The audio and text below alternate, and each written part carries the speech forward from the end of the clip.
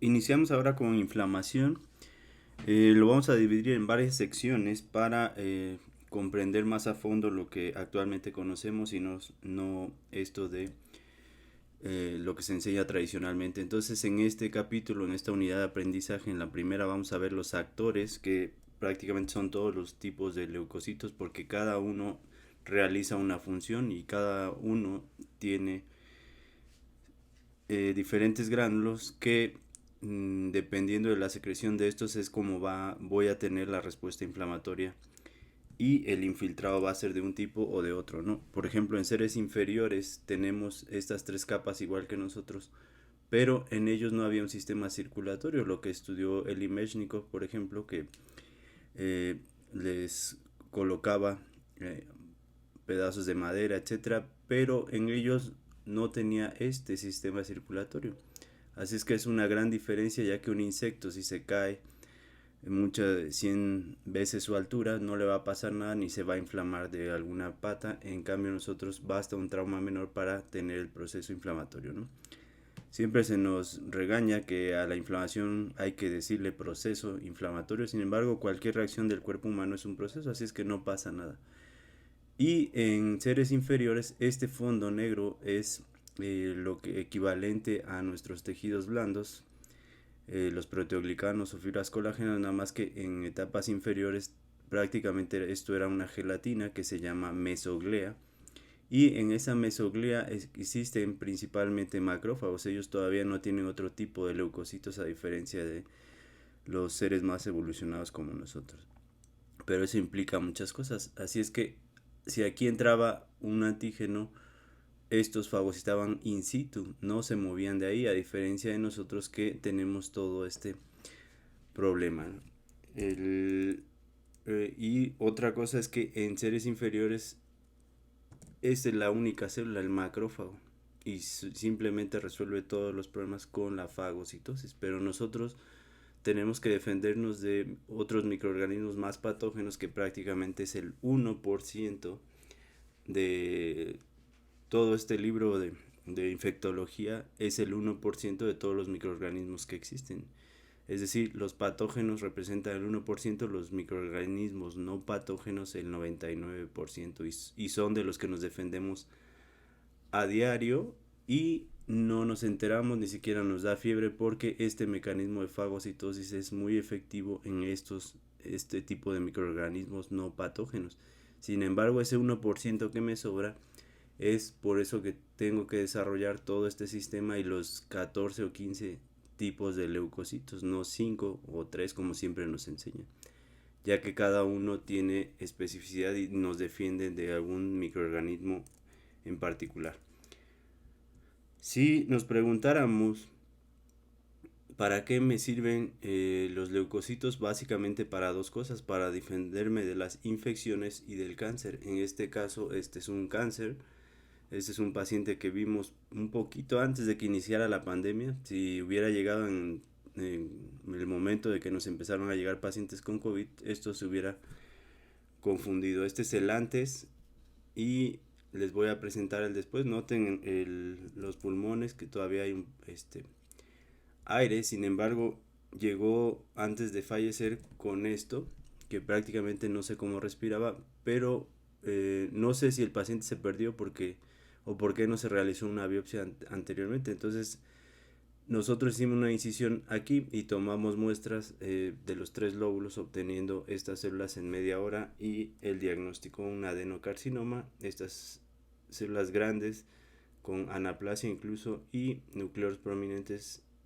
Y para eso tenemos los diferentes tipos de leucocitos, que por ejemplo aquí vemos un infiltrado prácticamente dominado por eosinófilos. Todos los que ven aquí son eosinófilos y no vemos otro tipo de leucocito. Acá hay un neutrófilo apenas saliendo, pero este va a llegar por las zonas de necrosis, pero de manera inespecífica. Pero simplemente al ver esto, hay muchas razones porque se elevan los eosinófilos. Sin embargo, una de tantas son los helmintos o protozoarios, y siempre se nos dice en los textos de patología que el infiltrado predominantemente, si el proceso es agudo es por neutrófilos, si el proceso es crónico es por macrófagos y linfocitos, ¿no? O también nos da esta idea de que si el neutrófilo no puede, después llegan a ayudarle el macrófago y el linfocito. Aunque en parte es así, pero vamos a explicar por qué no es correcta esta idea. Esto da miedo ya que yo no me puedo defender con mononucleares y con polimorfonucleares de un metasuario, porque no es la célula que contenga en sus gránulos las proteínas específicas para degradar esa quitina, y es por eso que el proceso inflamatorio no es correcto dividirlo en agudo y crónico. Si se divide en agudo y crónico es como cualquier otra enfermedad. Esto hace referencia al tiempo y no al tipo de infiltrado. Vamos a ver ejemplos muchos totalmente contrarios a estas ideas, ¿no? Aquí quiero hacer referencia al núcleo y a los gránulos de cada tipo de leucocito, nada más como ejemplo para ir quitándonos estas ideas. Por ejemplo, estas células, los linfocitos, son mononucleares, al igual que los monocitos, aunque aquí se ve arriñonado, pero es un solo núcleo. Sin embargo, el neutrófilo también tiene un solo núcleo, nada más que está multilobulado, pero es a final de cuentas un solo núcleo. No vamos a meter esto de pretexto y eso lo vamos a dejar, vamos a seguir pensando que estos son, porque el polimorfo nucleares ya se ha malinterpretado esto y ahora se dicen multinucleados, etcétera. Sin embargo, a final de cuentas es un solo núcleo, pero eso es lo de menos. Lo que sí es importante son los tipos de gránulos. En estos gránulos del neutrófilo hay esta es otra idea errónea que nos dicen que las células estrellas, tanto los inmunólogos como los infectólogos, hablan de que llega el macrófago y fagocita o el neutrófilo, como si estos destruyeran todo tipo de microorganismos. Y vamos a ver que si yo tengo, por ejemplo, un linfocito infectado con un virus, Epstein-Barr, por ejemplo, el virus va a estar protegido de estos dos y ninguno de estos dos es especialista en destruir células infectadas con virus, más que las células NK o los linfocitos citotóxicos. Así es que cada leucocito me ayuda en un tipo de microorganismos, al igual que en el cáncer. Estas células, ni por enteradas, si una célula al lado de ellas es neoplásica, no la van a destruir. En cambio, las NK y los CD8 sí pueden destruir una célula neoplásica. Así es que estas son las dos funciones principales de todos mis leucocitos: defenderme del cáncer y de las infecciones. Después trataremos algo de alergias o de autoinmunidad, que pues ahí también voy a tener un proceso inflamatorio, pero por otro mecanismo. Pero de manera general esta es la idea. Y en los gránulos, por ejemplo, de este macrófago, que es especialista en defenderme de microorganismos intrafagosómicos, no intracelulares. Hay dos compartimentos intracelulares, los que están dentro del fagosoma y los que están libres en el citoplasma, como algunas bacterias primitivas o virus. Y los intrafagosómicos, los que proliferan ahí para defenderse o evadir el sistema inmune, como Mycobacterium tuberculosis, por ejemplo, lepra, o algunos protozoarios como Leishmania, o algunos hongos como histoplasma, por ejemplo. Entonces, este va a tener los gránulos para matar microorganismos no patógenos y también microorganismos intrafagosómicos. Sin embargo, este va a tener mayor cantidad de, de enzimas, más que enzimas, sí, de enzimas y que me va a llevar a destrucción de microorganismos piógenos, ya que estos producen catalasa que degrada el peróxido de hidrógeno que producen los macrófagos. Así es que la célula en matar piógenos es el neutrófilo y no el macrófago. Sin embargo, el neutrófilo puede matar intrafagosómicos, pero no es su especialidad, ya que no puede accesar a esos fagosomas de las células infectadas. Así es que cada leucocito tiene una función y por eso y además los gránulos que están contenidos aquí o en los gránulos del linfocito libera, por ejemplo, un TH17 va a liberar interleucina 17 y mi infiltrado inflamatorio va a ser dominado por neutrófilos. sea crónico o sea agudo el proceso, voy a tener neutrófilos. Así lleve un año la lesión, voy a tener neutrófilos, mientras tenga un TH17 estimulando esta respuesta. Y por eso no es correcto decir que la primera célula en llegar es el neutrófilo, entre otras cosas, ¿no? Aquí vemos directamente al neutrófilo que desde la etapa de banda aquí todavía no se ha lobulado muy bien, ya que vemos cromatina alternando zonas finas y gruesas entre ellas. Y los mononucleares, pues en este caso un linfocito. Sin embargo, aquí hay otras grandes diferencias. Este vive minutos a horas, este vive toda la vida. Y este es una célula madre, este tiene una capacidad, ya no se divide, por ejemplo. Este que vemos en sangre siempre decimos que es el linfocito maduro, ¿no? Este le faltan como 6 etapas en el caso de un linfocito B para llegar a ser maduro. Hasta una célula plasmática sería su forma madura, hablando de los B1, los B2, perdón, de los B, linfocitos B2.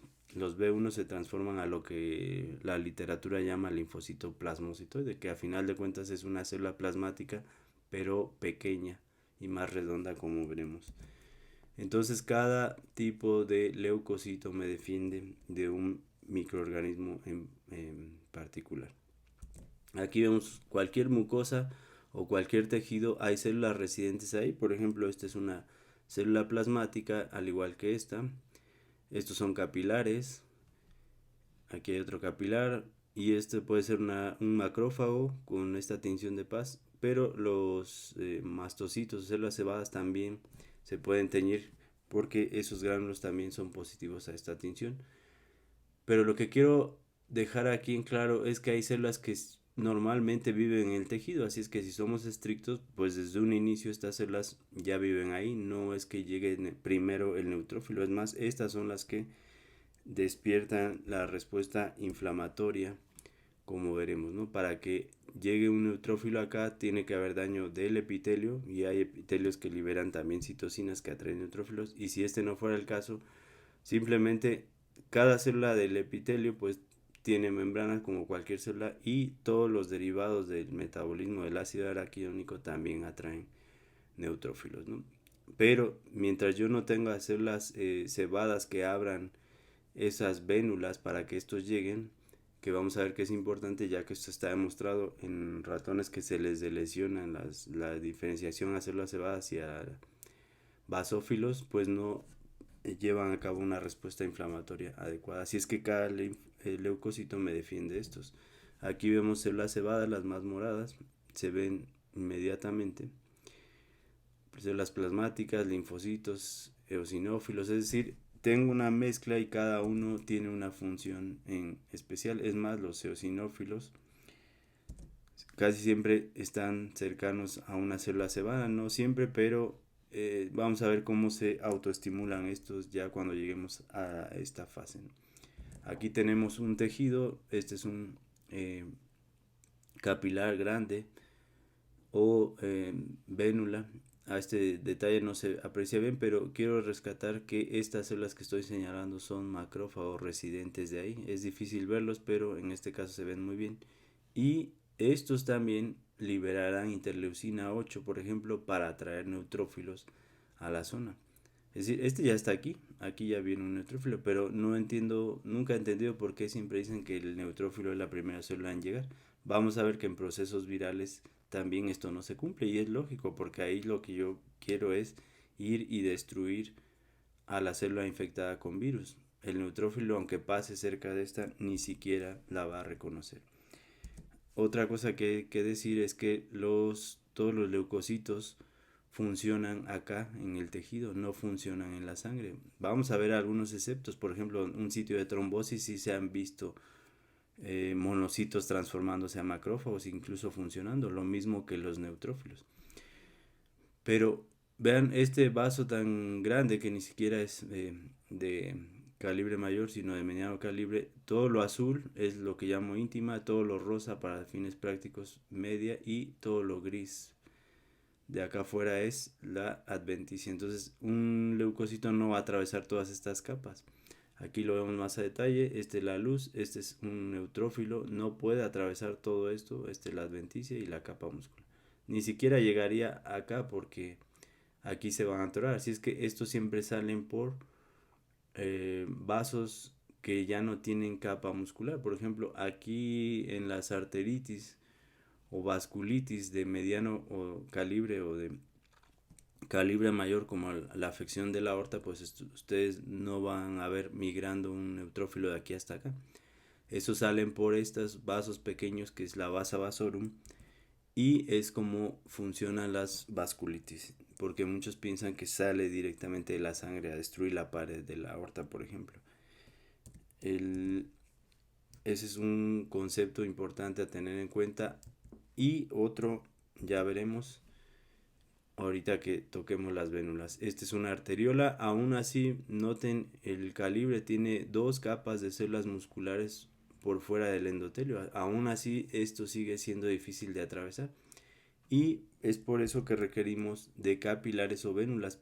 Pero la otra diferencia, déjenme saltar esto, es que estos son los capilares que están hechos de una sola célula endotelial o dos o tres, pero estos van creciendo y se transforman en vénulas que son como capilares grandes, es decir, no tienen capa muscular, solo una membrana basal que es importante y que veremos en el próximo capítulo.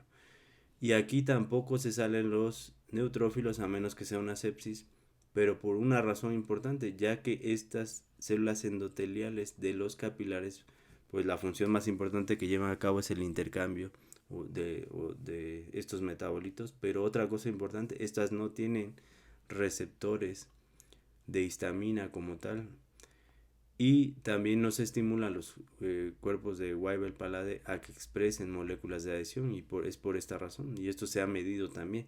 Así es que donde hay mayor cantidad de receptores para histamina es en las vénulas. Conforme estos capilares van creciendo es como voy a llegar a las vénulas, ¿no?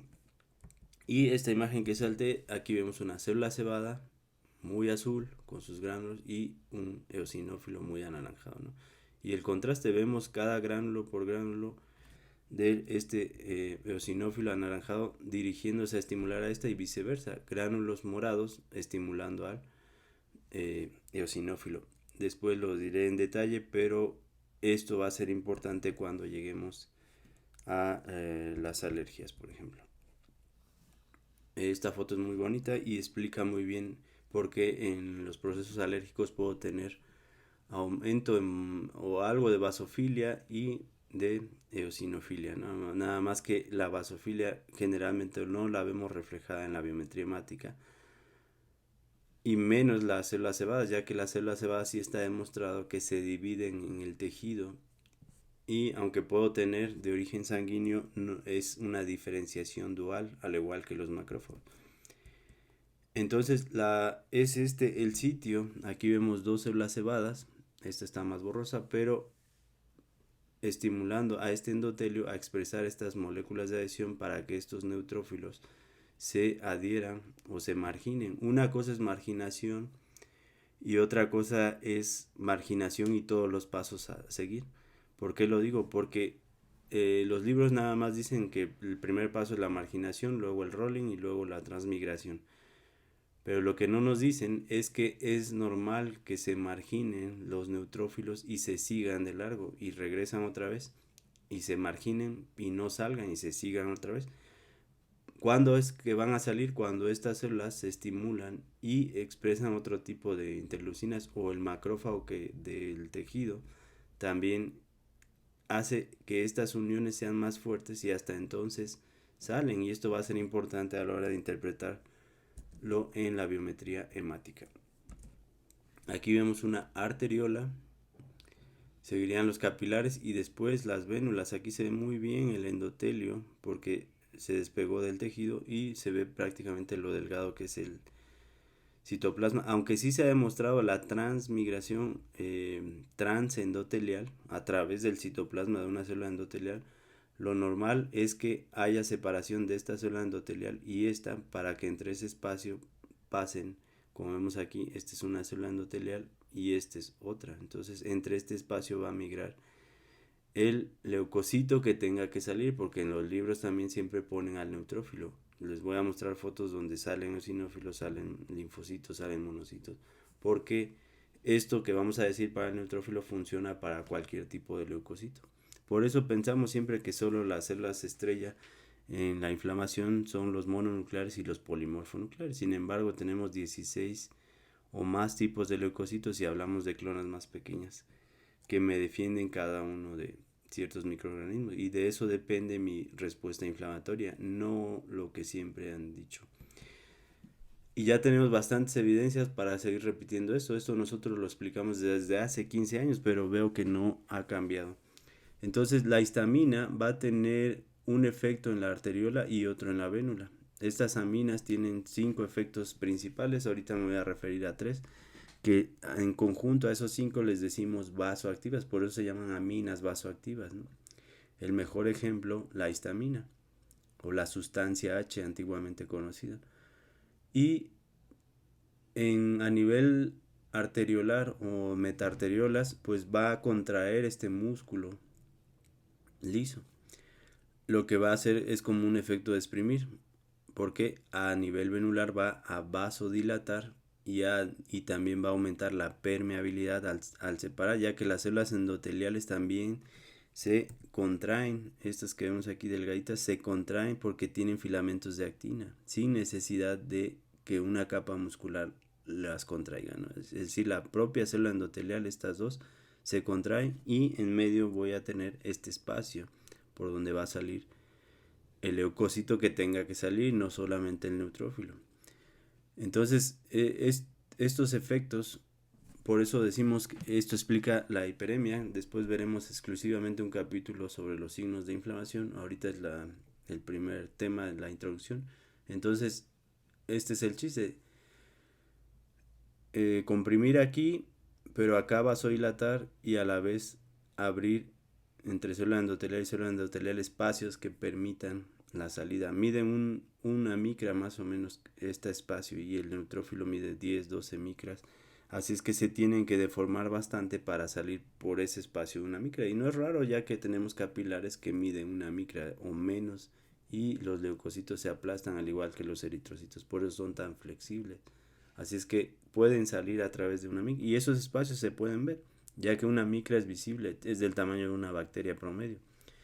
Entonces a través de esos espacios salen, y al yo vasodilatar, lo que el fondo blanco pues es el plasma, lo que aumenta la presión hidrostática por la vasodilatación. Y si aparte estoy exprimiendo desde acá hacia acá, pues con mayor razón va a predominar más todavía la hidrostática. De manera normal de por sí domina, pero va a predominar más que la oncótica, ¿no? Y lo que nunca nos dicen es que el endotelio es una membrana semipermeable que deja pasar más agua que proteínas. Sin embargo, una vez que abro aquí, sale tanto agua como proteínas, que es lo que llamamos exudado, ¿no? Y el trasudado es por pura presión hidrostática y sin abrir estos espacios, simplemente pasan a través de entre célula endotelial y célula endotelial, y a veces la pueden atravesar en presiones mayores. Después veremos a detalle la transmigración. Ahorita quiero seguir con una idea general. Aquí vemos un neutrófilo atravesando. Una vez que salen al tejido, tienen que atravesar, que en este caso es un tejido rico en proteoglicanos, por eso casi no vemos fibras colágenas. Lo rosa es colágena, lo gris, que es lo que predomina, son proteoglicanos. Es esa gelatina hidratada, porque siempre nos dicen que el cuerpo es agua. Sí, es agua, pero en este contexto de una gelatina. Así es que el neutrófilo, por eso decimos que es como un topo, ya que va vomitando, en este caso, mucopolisacaridasas o proteasas que van a degradar esta matriz. Pero hay matriz más densa, por ejemplo, que antes de pasar a lo otro, este tejido es importante a la hora de que revisemos edema. En cambio acá vemos fibras colágenas en azul y células musculares en rojo, por ejemplo. O fibrina también se puede ver en rojo. Entonces la colágena aquí es un tejido más denso y menos mucopolisacáridos, que sería el fondo blanco. Y aquí esta que estoy señalando específicamente, pues son neutrófilos, al igual que ahí se ve trilobulado o a veces bilobulado, pero son neutrófilos que están saliendo y también vomitan colagenasa, elastasa para degradar estas en un tejido más denso, lo que llaman los histólogos tejido fibroconectivo denso, y el laxo es el que vimos en la diapositiva anterior. Sin embargo, por ejemplo, en ganglio linfático, este es un ganglio linfático, ya les había mostrado las vénulas de endotelio alto, no repitan vénulas postcapilares, por lo que ya habíamos dicho, cualquier vénula es postcapilar. Entonces no digamos esta redundancia, pero aquí se expresa otro tipo de moléculas de adhesión que son específicas para los linfocitos. Esto va a ser importante cuando veamos infecciones virales y no para neutrófilos. Sin embargo, si en el ganglio linfático tengo una infección por microorganismos piógenos, pues va a haber salida de neutrófilos, porque se van a expresar ahora sí moléculas más selectivas para los neutrófilos. Por ejemplo, en Bartonella henselae, en la enfermedad por arañazo de gato, sí vemos una linfadenitis necrosante o a veces supurativa, ya que ahí sí se cumple esto que dicen los libros, ¿no? Pero de manera normal, en una vigilancia inmunológica, quienes se pegan a este endotelio son los linfocitos y van a pasar hacia lo que llaman los histólogos tejido, aunque vamos a ver que esto no es un tejido. El ganglio es sangre lenta, nada más que van circulando muy pegados los linfocitos, no están estáticos. En cambio, el tejido hepático sí está estático. Un hepatocito no se pasa del lóbulo derecho al izquierdo o al cuadrado. En cambio, aquí estos linfocitos van circulando muy lentamente y son dinámicos. Por eso no es correcto el nombre de tejido, al igual que los cirujanos dicen se infartó el ganglio linfático. No, los ganglios no se infartan por esta razón. En un proceso viral, por ejemplo, esta es una mucosa, ahorita no voy a decir cuál, puedo tener un proceso viral y a propósito marcamos estas células, pueden ser CD3 o linfocitos o CD8, pues para citotóxicos. En una infección viral, pues lo que va a predominar son estos, aunque en tiempo sea agudo. Es decir, es de días el proceso viral o semanas, y es agudo en tiempo como enfermedad y está dominado por mononucleares, en este caso linfocitos citotóxicos, por ejemplo. Entonces de esto depende mi respuesta inflamatoria y no esto que se dice de agudo y crónico, por favor. Y voy a ir ejemplo tras ejemplo, poco a poco, para cambiar esta idea, ya que en 15 años no se ha hecho nada. Entonces, si esto fuera en un intestino por gluten, también pasa lo mismo. No, el neutrófilo llega si hay necrosis, por lo que veremos más adelante, pero mi antígeno es lo que va a estimular, porque la respuesta es específica y los que tienen especificidad pues son los linfocitos y no los neutrófilos, hablando de reconocimiento. Ahora, siempre nos presentan a estos tipos de leucocitos como a veces nos dicen los granulocitos, estos de arriba, o los leucocitos, tomando en cuenta los 5. Sin embargo, dijimos que son 16 o más tipos de leucocitos dependiendo cuál tomemos en cuenta. Entonces, de manera muy rápida, los neutrófilos están especializados en microorganismos piógenos. Podrán destruir un no piógeno y un no patógeno, sí, pero veremos las excepciones, pero su especialidad es destruir piógenos, ya que el macrófago, este es un monocito, aún no se transforma en macrófago.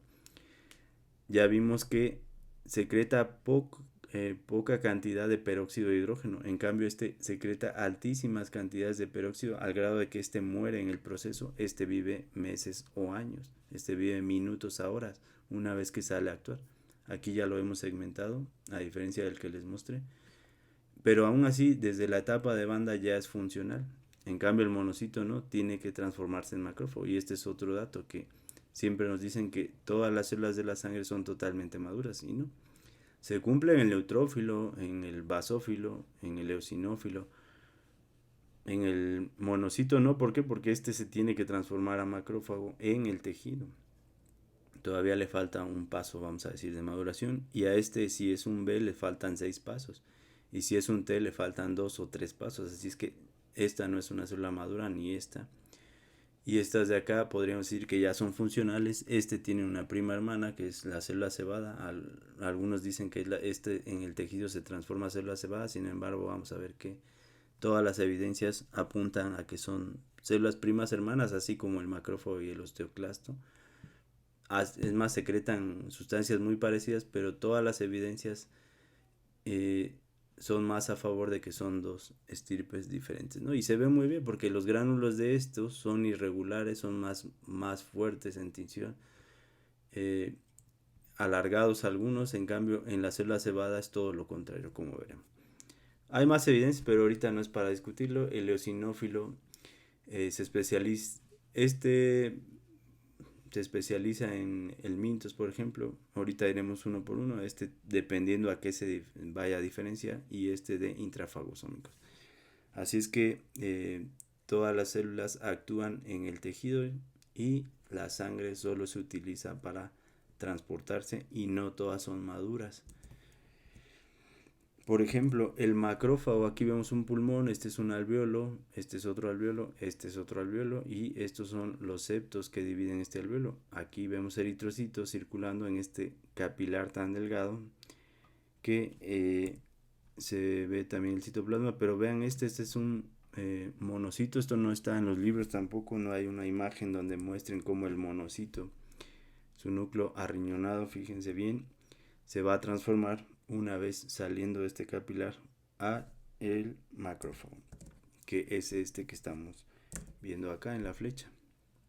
Esto ya es una célula muy funcional y debido a que este de hecho es el único macrófago del cuerpo que vive afuera de nosotros, fuera del cuerpo, ya que los alveolos están en contacto directo con el ambiente y por eso ya nunca va a regresar acá, pero vive meses o años y va a salir con la expectoración si tenemos un proceso, por ejemplo, inflamatorio. Pero veamos que este monocito no funciona como tal hasta que sale al tejido. Y aquí vamos a ver después de las diferentes funciones. Cada macrófago en su lugar, en su tejido, tiene una función muy diferente. Es decir, el macrófago alveolar no hace lo mismo que la célula de von Kupfer en el hígado. Y menos con la microglia en el cerebro. Por ejemplo, los macrófagos del cerebro se encargan de mantener con vida a las neuronas. Yo sé que es la primera vez que lo escuchan, pero así es como sucede en el corazón. Los macrófagos del corazón se encargan de regular los fenómenos de despolarización y repolarización de los miocardiocitos. Sé que también lo están escuchando por primera vez, pero todo, es decir, el macrófago por eso es la célula ancestral, es la primera en aparecer en el sistema hematopoyético. Siempre se dice en los libros tradicionales de hematología que la primera célula es el eritrocito. Sí, eso era cuando no teníamos tinciones de inmunistoquímica. Hoy ya desde abortos tempranos se han estudiado esto y la primera célula en aparecer es el macrófago, tal cual como un invertebrado o un organismo inferior o primitivo, como estos que les decía de la mesoglea, es exactamente lo mismo. Es más, la célula más antigua o emparentada con el macrófago es una amiba, que es un protozoario y se ven exactamente iguales y de hecho los dos fagocitan y también tienen preferencia por los eritrocitos, por decirlo simple ahorita. Por ejemplo, esta es una vellosidad coreal. Aquí vemos las más planitas, es el citotrofoblasto, y estas que tienen pelitos es el sincidio trofoblasto. Esto solo para orientarnos, sin embargo, ahí hay una localización que casi nadie conoce. Ahí son estos, los macrófagos de Hofbauer, se llaman así, pero son macrófagos, pero aquí su función es otra. Por ejemplo, entre ellas, el no rechazar al producto en la mama, por ejemplo. Así es que cada tejido tiene una función diferente el macrófago que cumple. Lo trataré cuando hable exclusivamente del macrófago porque esto va a ser muy largo y ni modo, vamos a tratar de cambiar esto que se dice en el capítulo de inflamación en los textos famosos de patología. Y una inflamación aséptica, ¿puedo tenerla así? No por fuerza, va a ser por microorganismos. Por ejemplo, este es un quiste de ovario, aquí se ve el ovario residual, aquí ya lo vemos al corte, se degenera, hay hemorragia y no llega a neutrófilos a menos que haya necrosis, pero mientras esté predominando la hemorragia, es más, los patólogos dan el diagnóstico de proceso gránulo matoso o o hemorragia antigua, por ejemplo, y predominan los macrófagos fagocitando eritrocitos y no vemos o vemos escasa cantidad de neutrófilos, puesto que no es un proceso piógeno ni como tal necrótico, ¿no? En los infartos por eso se elevan los neutrófilos también, ya que hay necrosis extensa, ¿no? Porque son inespecíficos. Aquí vemos muy bien el macrófago con todos sus pseudópodos y fagocitando eritrocitos, recuperando todo este hierro. En azul ya vemos el hierro, una tinción especial, y en anaranjado los eritrocitos, el núcleo del macrófago en rosa, su citoplasma en azul.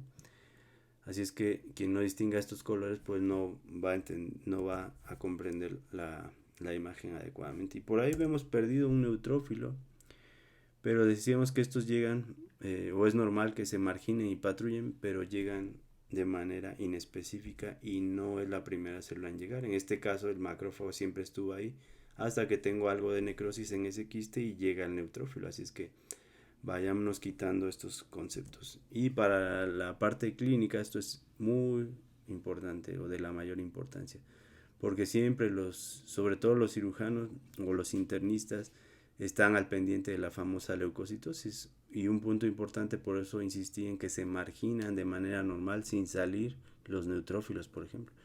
¿Y por qué me refiero a los neutrófilos? Ya que son el 60%, que también es un error interpretarlo en porcentajes, debemos de verlo en números absolutos. Pero ahorita para fines de introducción voy a decirlo rápido.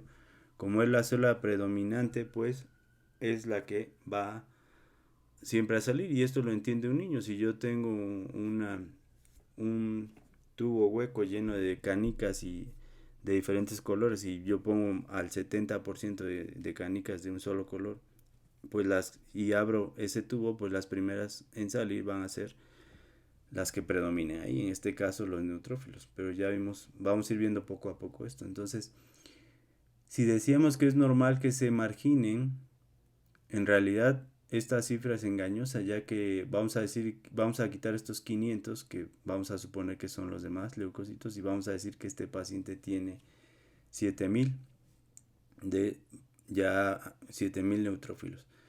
En realidad no tiene 7000, tiene 14000, porque tengo dos compartimentos, uno en la médula ósea que está a punto de salir y otro pegado a los vasos de manera normal sin salir al tejido, que es el compartimento marginal, es decir, el compartimento medular y el marginal.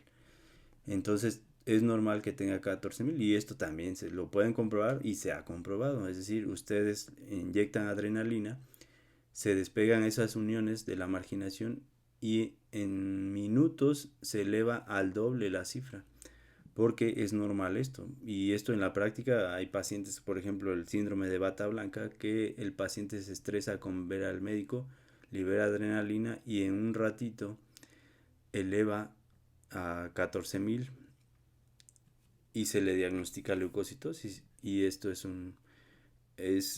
bueno, es un grave error. Pero también tengo lo contrario, si tengo leucopenia también puede ser grave. Ya sé que lo conocen por criterios, pero entiéndase que un proceso, una infección peritoneal grave, una apendicitis grado 4, una neumonía bilateral o lobar exclusivamente, donde haya mucha salida de neutrófilos al tejido, pues estos van a bajar en la sangre, pero van a estar muy altos en el tejido. Por lo tanto también la parte contraria puede ser grave. Así es que tengo que jugar con todas estas interpretaciones. Y si tengo una infección viral, ¿puedo tener linfocitosis? Pues sí, la mononucleosis infecciosa, vemos tanto monocitosis como linfocitosis, pero y casi no hay neutrófilos hasta que empieza a haber necrosis en mis tejidos, aunque al inicio puede haber, ya que el mismo proceso viral destruye células epiteliales, dependiendo de qué células infectó. En el caso de la mononucleosis, pues son sobre todo el epitelio de la faringe y linfocitos, ¿no? Que es donde tiene tropismo este virus. Pero no por fuerza voy a tener monocitosis, ya que los macrófagos junto con los osteoclastos tienen un origen dual, y también las células cebadas. Es decir, tienen un origen sanguíneo que viene de la médula ósea, pero en el tejido también se pueden dividir. Así es que en procesos donde de bacterias intrafagosómicas, no por fuerza voy a ver monocitosis en la biometría hemática. Y los eosinófilos también ya vimos que se pueden elevar, sobre todo en procesos alérgicos o de helmintos o protozoarios. No decir parásitos porque parásitos quiere decir muchas cosas. Es más, a los virus les decimos también parásitos obligados. Así es que el término parásito no hay que decirle a las cosas por su nombre y por eso estoy insistiendo que es metazoarios o helmintos, o platelmintos, nelmatelmintos, todo esto, ¿no? Y basófilos también es rarísimo que yo tenga elevación, ya que si lo tengo es más pensar en un proceso neoplásico, sobre todo leucemia granulocítica crónica o mieloide, como le dicen ahora, aguda o crónica, pero puedo tener basofilia, es un dato importante, pero en un proceso así sea alérgico, no casi no se elevan esto por esta razón que estamos diciendo, porque las células cebadas tienen origen dual, la que viene de la médula ósea sanguínea y se transforma a célula cebada en el tejido y que ahí mismo en el tejido se divida la célula cebada. Por eso es que casi nunca vemos en la biometría. Ahorita lo estoy diciendo muy general para aclarar esto del proceso inflamatorio, que no siempre es el neutrófilo en llegar. Y si tengo un proceso viral, pues yo espero más que se eleven estos que lo contrario. Y el proceso es agudo. Una mononucleosis es en días y está dominada por un infiltrado mononuclear y no por polimorfo nuclear. Todo lo contrario que dicen los libros y mis compañeros. Aquí otro ejemplo de inflamación aséptica, por ejemplo, el Oxoceles reclusa. Este es un caso que vimos también, que esto ya es de días, pero en el momento la toxina de esta araña, la famosa violinista, pues me va a causar necrosis masiva, ya que tienen estas hemolicinas, también me dan hemólisis, pero más que nada dañan cualquier membrana celular. Así es que localmente voy a tener daño de las membranas celulares y ya vimos que lo que se libera, sobre todo el leucotrino B4, tiene fuerte quimiotaxis para neutrófilos y van a ser, ahora sí, la primera célula en llegar, sí, pero están llegando por la necrosis, no por un piógeno. Sin embargo, como estamos en piel, aquí viven piógenos como flora normal, así es que doble razón para estimular neutrófilos, la necrosis extensa y los piógenos. Así es que aquí sí es esperable, aquí sí se cumple un proceso agudo en días y que la primera célula en llegar es el neutrófilo. Sí, pero aquí esta es la lógica, no esto que se repite allá afuera, como siempre. Por ejemplo, si este fuera el caso, estos son neutrófilos y estos dos son macrófagos. Siempre el macrófago está presente en cualquier proceso inflamatorio. Una, porque ya vive ahí en el tejido y dos, porque se divide ahí en el tejido sin necesidad de que haya monocitosis. Pero si se requieren también voy a tener monocitosis. Y tres, porque si el proceso está dominado por neutrófilos, llega y fagocita neutrófilos. Si está dominado por eosinófilos, llega y fagocita eosinófilos y restos de el minto, por ejemplo. Es decir, esta no destruye el mintos, pero sí le ayuda al eosinófilo a hacerlo. Pero ya prácticamente a recoger la basura, no a matar al microorganismo. Y los que vemos más irregulares son neutrófilos que ya hicieron, o ya estallaron, pues, o la netosis. Y por eso decíamos que esta célula es un kamikaze, que una vez que sale al tejido ya no va a regresar a circulación y vive minutos a horas porque funcionan una sola vez y por eso los tengo elevados en la biometría hemática. No elevados patológicamente, sino es normal que sea la célula que predomina, ya que es la bala, pues es una bala, es un solo disparo, un solo tiro. En cambio el macrófago es como un arma de muchos tiros y por eso vive hasta años. Y por eso no se muere, fagocita y sigue viviendo. Pero si se llena de microorganismos patógenos, un T citotóxico lo va a destruir. Porque eso es otra cosa que nunca mencionan los inmunólogos. El T citotóxico mata macrófagos. Aparte de que los hiperactiva como estamos viendo ahora. Pero lo iré explicando también poco a poco. Entonces, esta es la lógica atrás de todo esto y no esto que se repite de manera logarítmica allá en la clínica y también los patólogos. Así es que vamos a ir cambiando todo esto, ¿no? Abran cualquier presentación que hay ahorita en la red y todos van a decir exactamente lo mismo, ¿no? Parece que estamos leyendo el Robbins. Del macrófago vamos a hablar específicamente, pero aquí solo es una introducción. Este es el macrófago, se ve muy bien el citoplasma, el núcleo en rosa. Siempre tiene un nucleolo en la mayor parte de las veces que lo veamos, pero les voy a mostrar diferentes morfologías cuando están activados.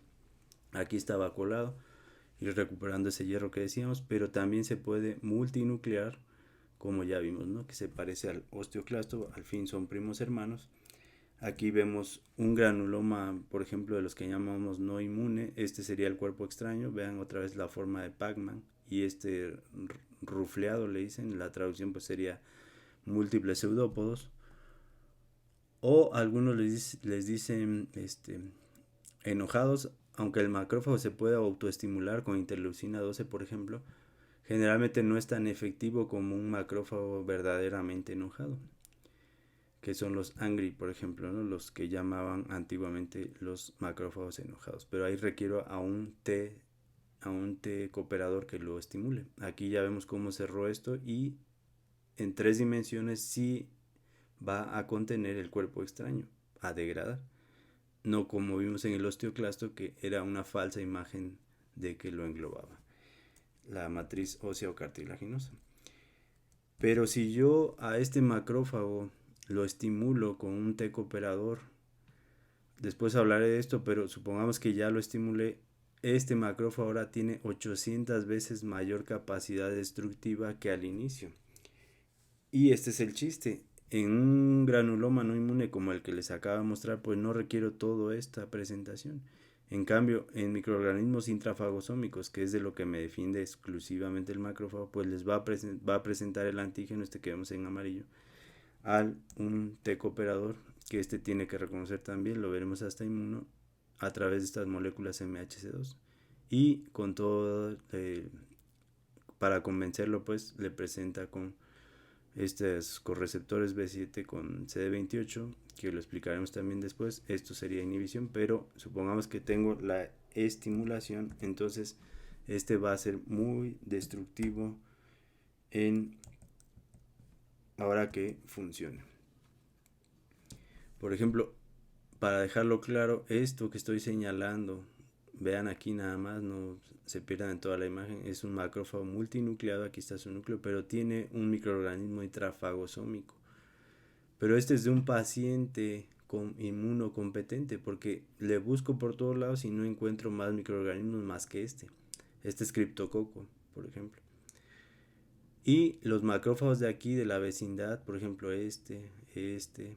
o este se ve muy bien, este alargado, por eso los patólogos le dicen epitelioide al granuloma, porque ya son macrófagos activados que el TH1 les devuelve la capacidad de reorganizar su citoesqueleto y poder fusionar otra vez los lisosomas con el fagosoma y destruir microorganismos. En este caso, criptococo. Y es por eso que toma esta forma que le dicen epitelioides el 99.9% de los patólogos, ¿no? Pero entiéndase que es un macrófago activado y que tiene 800 veces mayor capacidad destructiva que un macrófago no activado, y lo vemos muy claro en los pacientes VIH, ¿no? Que es de este lado un paciente con la misma infección. Estos también son criptococos.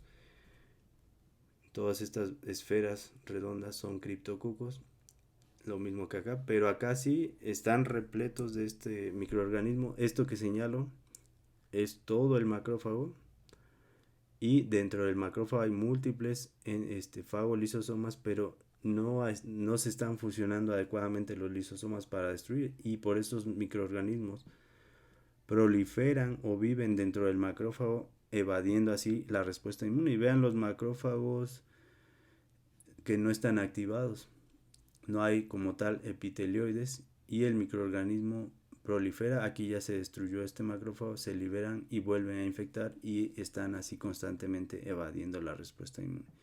Entonces vean la importancia de un TH1 o un T cooperador que no active macrófagos, como en el VIH. En cambio, un paciente inmunocompetente, esa capacidad destructiva del macrófago, y por eso son los especialistas. Así es que si yo me infecto de un microorganismo intrafagosómico, pues la célula que va a dominar mi respuesta inflamatoria será el macrófago. Y si es viral, pues serán los NK, los test citotóxicos y los del sistema intermedio que queda entre el innato y el adaptativo, que son las famosas linfocitos mixtos, pues CD8-NK. En este caso, también lo que decíamos, si yo tengo una infección refiriendo al macrófago, pues lo voy a estimular con interferón gamma, el TH1, y voy a destruir este tipo de microorganismos. Después veremos cómo me funciona con los virus, pero su especialidad es lo que ya dijimos, no es intracelulares, sino intrafagosómicos. Los TH2 estimularán al linfocito B2 a transformarse a célula plasmática, y también tengo otras vías que a través de esas interleucinas van a estimular la respuesta contra el mintos, llamando al eosinófilo. Y también los TH17, que se considera un subtipo de los T cooperadores, pues me van a estimular la llegada de neutrófilos si es necesario en microorganismos biógenos, más que en tejido necrótico se elevan de manera reactiva, por ejemplo. Digo todo esto para ir viendo cómo mi respuesta inflamatoria depende del antígeno, de cosas que no son específicas, de zonas de necrosis, de toxinas incluso. Quien me defiende una toxina, pues son los linfocitos B1 y B2 produciendo inmunoglobulinas, que son los que bloquean la toxina. Por ejemplo, el toxoide tetánico, esta es la idea, mal llamada vacuna del tétano, ¿no? Porque en realidad no es una vacuna, son anticuerpos que van a ir a bloquear o que estimulan la formación de anticuerpos para bloquear la toxina, cosa que si el macrófago tiene al lado una toxina, pues ni enterado, y para que ese macrófago fagocite cúmulos de toxinas tiene que ser aglutinado por muchos anticuerpos, y por eso la célula B es quien me defiende, por ejemplo, en microorganismos que producen toxinas. Después me meteré profundo a esto, pero ahorita trato de dar la idea, porque hay infecciones que me pueden matar en 2-3 días. Por ejemplo, Clostridium botulinum produce una toxina que puede matar al paciente rápidamente por una hemólisis grave y por esta destrucción de células por esa toxina, similar como vimos con la Loxosele, por ejemplo, pero a nivel sistémico, o el famoso mordeduras de serpientes, que lo veremos cuando hablemos de aminas, el famoso cóctel de la muerte. Entonces aquí algo similar, la célula B también recuerden que es otra célula presentadora de antígeno y también tiene que ser estimulada por un TH2 en este caso, que va a hacer que se transforme a célula plasmática. No así el linfocito B1, el B1 solo requiere ponerse en contacto con su antígeno y inmediatamente madura a célula plasmática pequeña productora de IgM. Y con esto terminamos. Aquí les presento rápidamente todos los tipos de leucocitos y cada uno me defiende un microorganismo en particular. Repitiendo rápidamente, el neutrófilo de microorganismos biógenos, recordar que se eleva de manera inespecífica en tejido necrótico. Los basófilos, vean cómo los granos sí son más irregulares y más alargados que en una célula cebada, que son todos redonditos como racimo de uva. Además el núcleo es oval, acá es bi o trilobulado, a veces, generalmente bilobulado, y son primas hermanas, pero ambos estos me defienden de todos los microorganismos. Ustedes dirán cómo, lo que les decía, ¿no? En ratones se lesiona esta diferenciación y no montan respuesta inflamatoria, ya que son estas las primeras células por decirlo simple, en llamar a las demás, al permitir que se abra la célula endotelial y puedan migrar. También lo veremos en deficiencia de adhesión leucocitaria, se parece como si no tuvieran células cebadas, ¿no? Aunque sí se abren las compuertas, no sale el neutrófilo porque no tiene las integrinas para irse agarrando. Así es que estos me defienden de todos los microorganismos, virus, hongos, bacterias patógenas, no patógenas, piógenas, no piógenas, el mintos, etc. y este me defiende de protozoarios y helmintos. El eosinófilo, ya que tiene estas proteínas catiónicas que dentro de cada gránulo anaranjado, en algunos no se alcanza a ver aquí, pero en algunos hay un espacio claro. Esa es la proteína básica mayor, y también está la catiónica mayor y otras que veremos cuando hablemos de su función específica. Así es que estos me defienden de estos microorganismos. Y ahora vean, es el mismo esquema que les presenté, pero ahora ampliamos los de acá. Por ejemplo, estos y estos les había presentado en el esquema anterior. Este se va a diferenciar tratando de ser simple.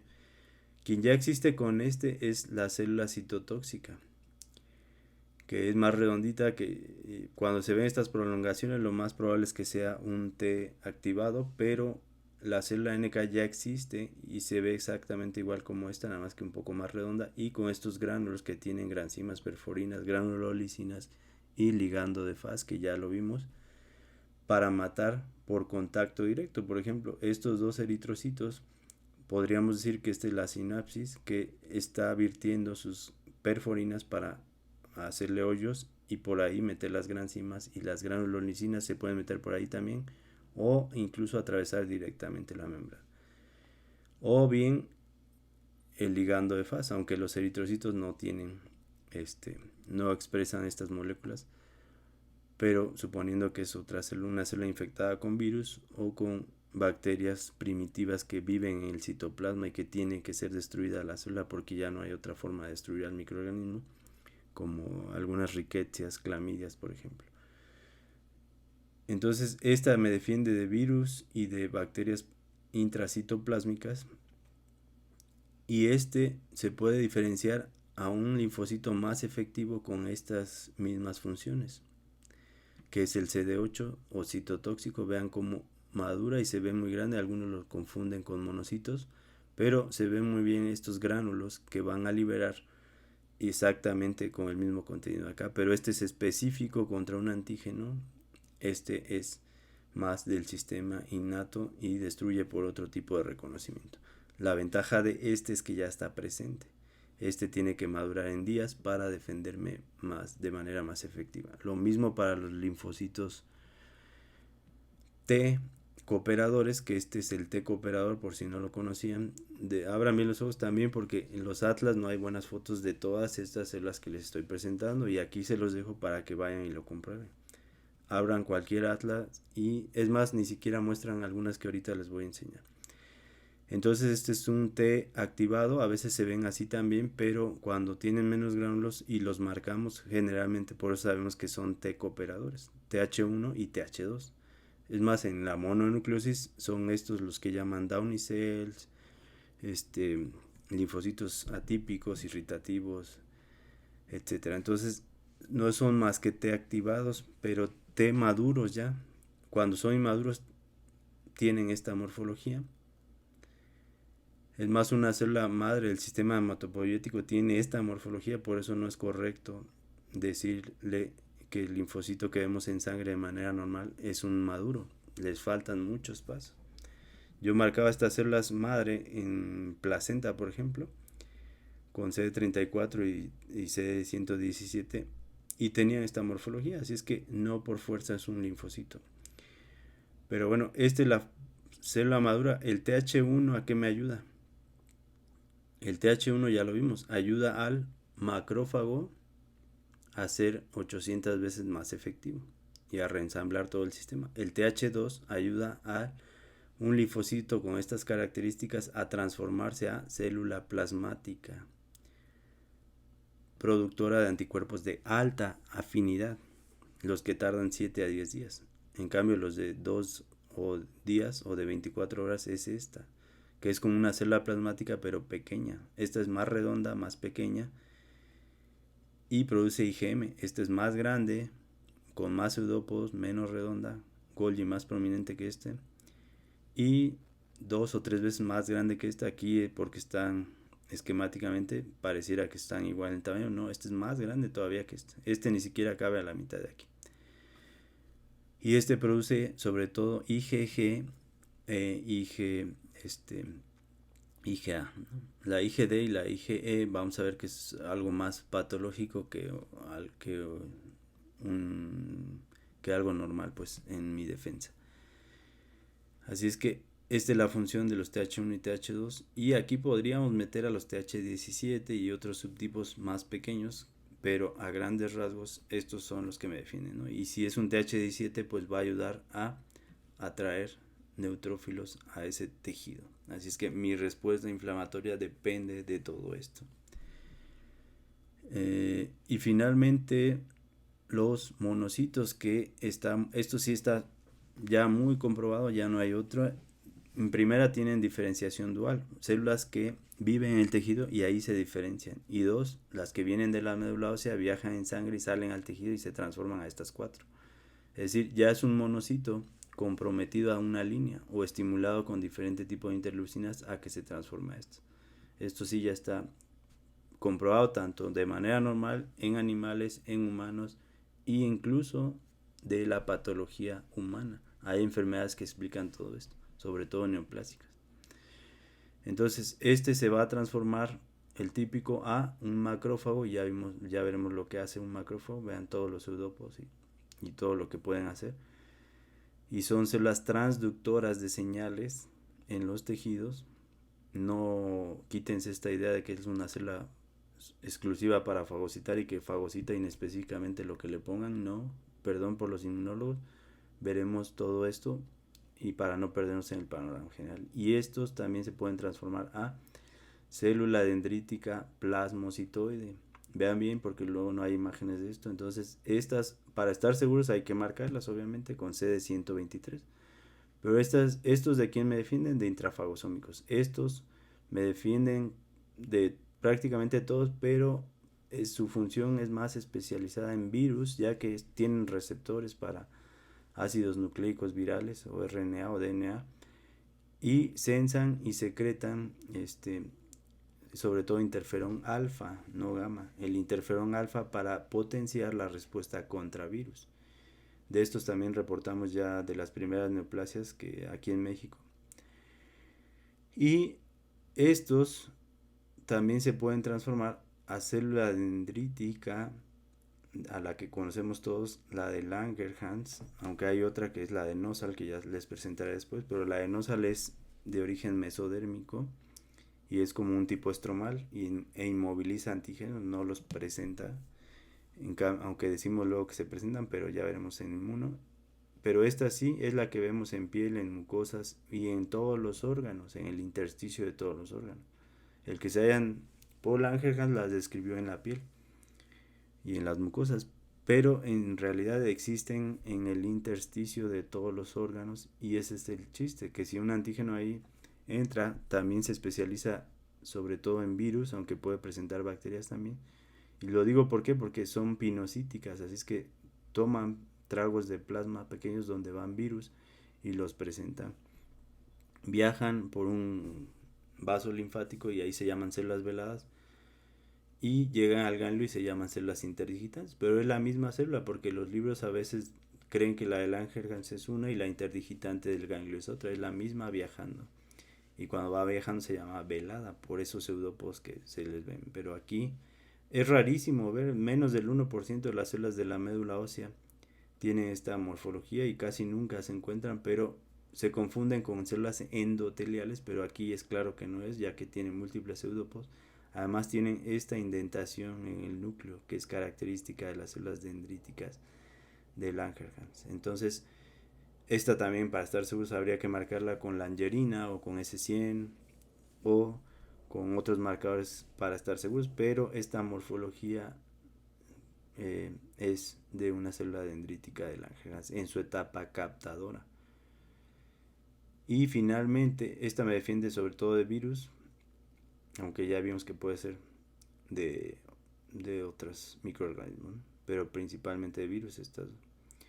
Y finalmente el osteoclasto, que ya lo vimos, que se ve como que estuviera mordiendo esta matriz naranja, que puede ser hueso cartílago, ya vimos. Y alguien diría, pues de quién me defiende, su función es secretar y es una degradación extracelular, pero me defiende también de todos parecido a estos.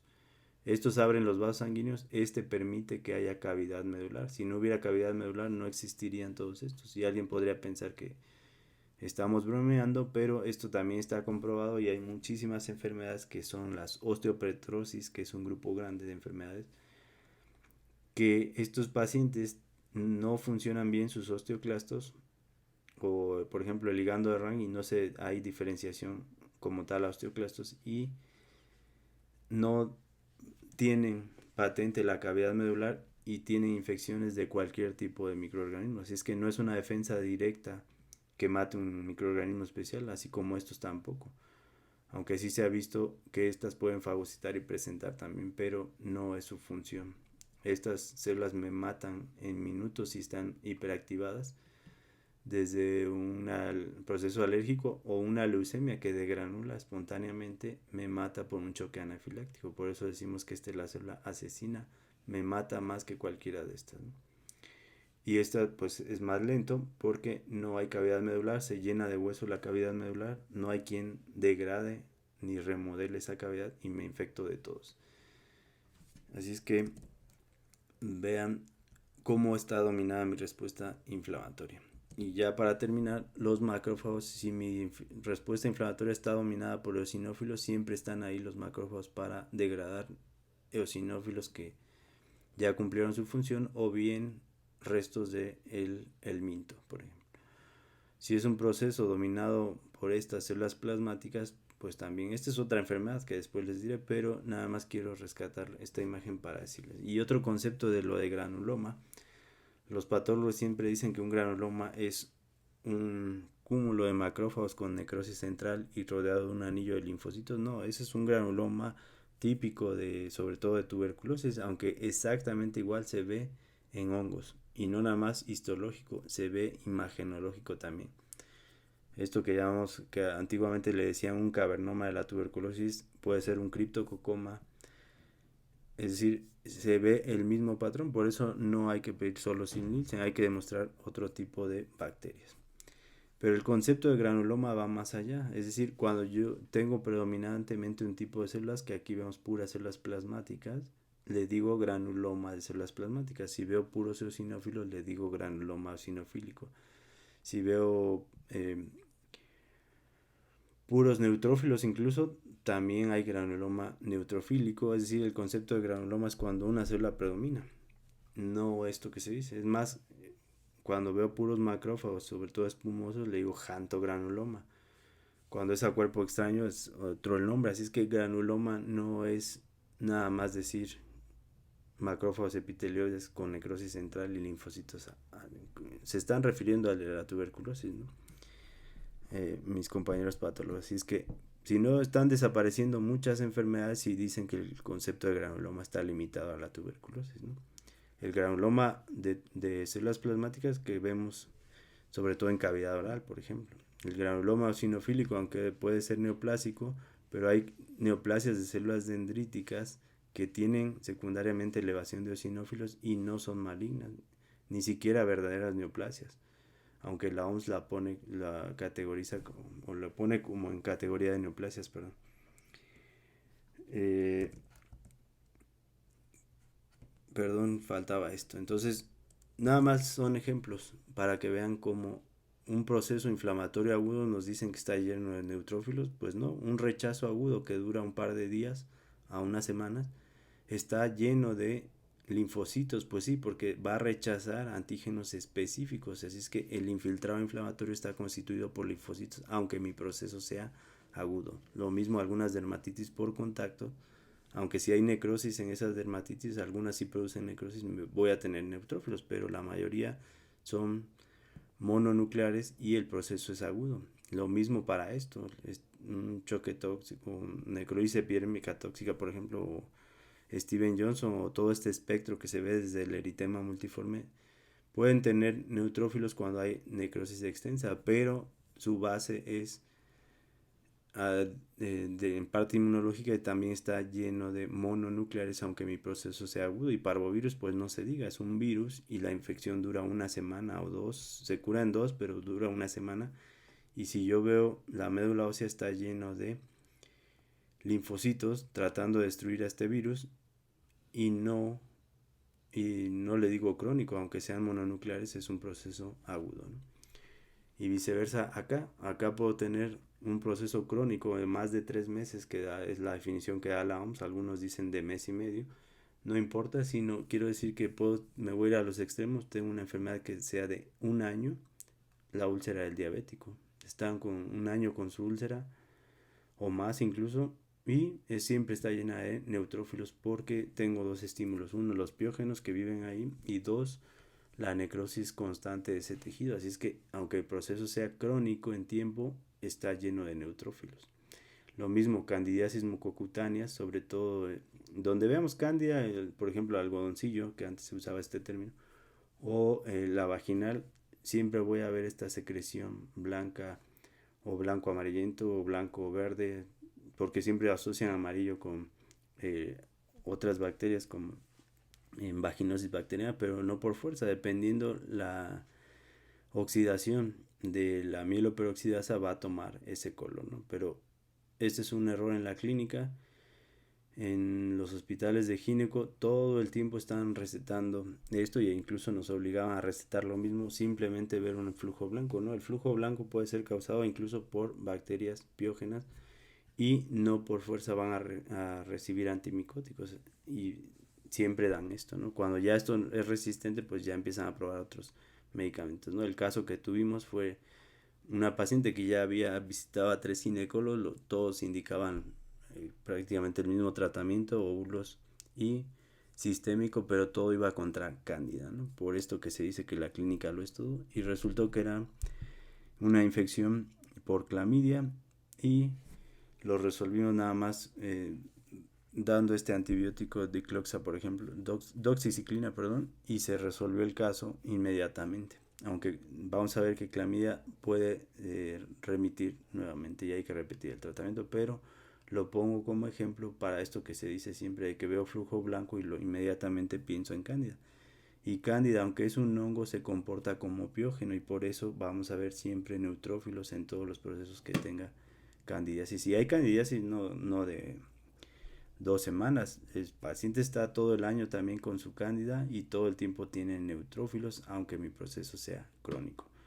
Lo mismo las colitis o enfermedad inflamatoria intestinal, cualquiera de los 3 tipos, y voy a tener siempre neutrófilos, sobre todo en fases activas, o las osteomielitis que duran un año o más, están llenos de neutrófilos y mi proceso es crónico. Así es que vean las tonterías que repetimos todo el tiempo y por eso digo, el 99.9% de las presentaciones que hay en el internet, en las sesiones de los hospitales, todo el tiempo se dice esto de agudo y crónico y nadie sale de ahí, ¿no? Cuando las evidencias son múltiples.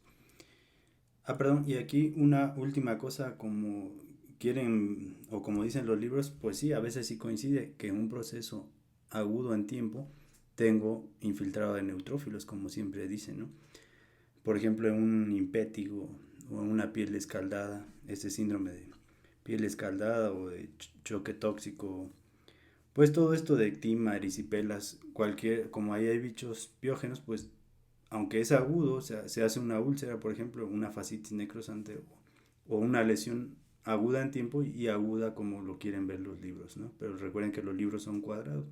Entonces ahí sí va a coincidir que mi lesión sea aguda en tiempo y que esté llena de neutrófilos, por obvias razones. Ahí hay piógenos y tengo la lesión. Y viceversa, puedo tener un proceso de más de 3 meses crónico y que tenga infiltrado mononuclear, pues la tuberculosis. Y aquí les dejo esto con nombres porque en los atlas no hay buenas fotos de esto. Aunque les cambié la foto de este, así es que, pero ahí ponen la que ustedes quieran como póster en su recámara. Gracias. Perdón, en el siguiente capítulo veremos lo referente a los signos cardinales de la inflamación y de dónde sale todo esto para que estemos atentos. Gracias.